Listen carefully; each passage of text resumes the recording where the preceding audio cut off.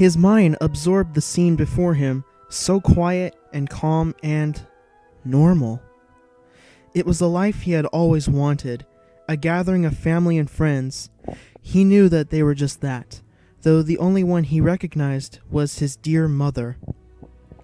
This was the way it was supposed to be, the warmth and the love, the laughter and the quiet times. This was how he had always dreamed it would be, how he had always prayed it would be. The warm, inviting smiles, the pleasant conversation, the gentle pats on shoulders. But most of all, there was the smile of his beloved mother, so happy now, no more a slave. When she looked at him, he saw all of that and more, saw how proud she was of him, how joyful her life had become.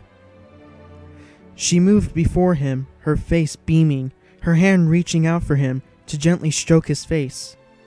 Her smile brightened, then widened some more. Too much more. For a moment, he thought the exaggeration a product of love beyond normal bounds, but the smile continued to grow, his mother's face stretching and contorting weirdly. She seemed to be moving in slow motion then. They all did, slowing as if their limbs had become heavy. No, not heavy, he realized, his warm feelings turning suddenly hot. It was as if these friends and his mother were becoming rigid and stiff, as if they were becoming something less than living and breathing humans. He stared back at that caricature of a smile, the twisted face, and recognized the pain behind it, a crystalline agony. He tried to call out to her, to ask her what she needed him to do, ask her how he could help. Her face twisted even more, blood running from her eyes. Her skin crystallized, becoming almost translucent, almost like glass. Glass! She was glass! The light glistened off her crystalline highlights. The blood ran fast over her smooth surface, and her expression, a look of resignation and an apology, a look that said she had failed him and that he had failed her, drove a sharp point straight into the helpless onlooker's heart. He tried to reach out for her, tried to save her. Cracks began to appear in the glass. He heard the crunching sounds as they elongated. He cried out repeatedly, reached for her desperately. Then he thought of the Force, and sent his thoughts there with all his willpower, reaching for her with all his energy. But then she shattered.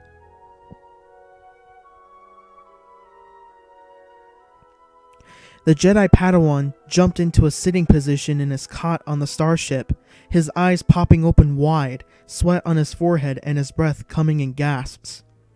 A dream. It was all a dream. He told himself that repeatedly as he tried to settle back down on the cot. It was all a dream. Or was it? He could see things after all, before they happened.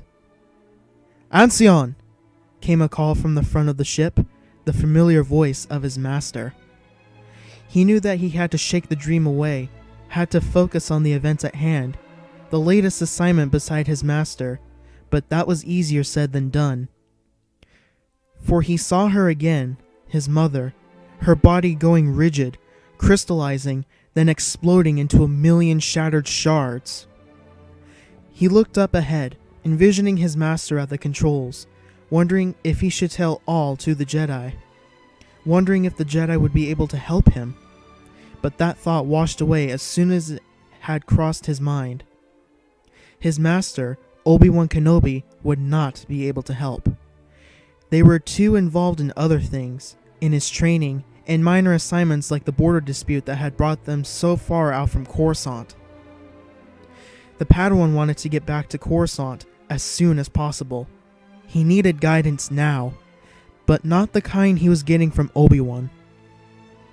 He needed to speak with Chancellor Palpatine again, to hear the man's reassuring words. Palpatine had taken a great interest in him over the last 10 years, making sure that he always got a chance to speak with him whenever he and Obi-Wan were on Coruscant.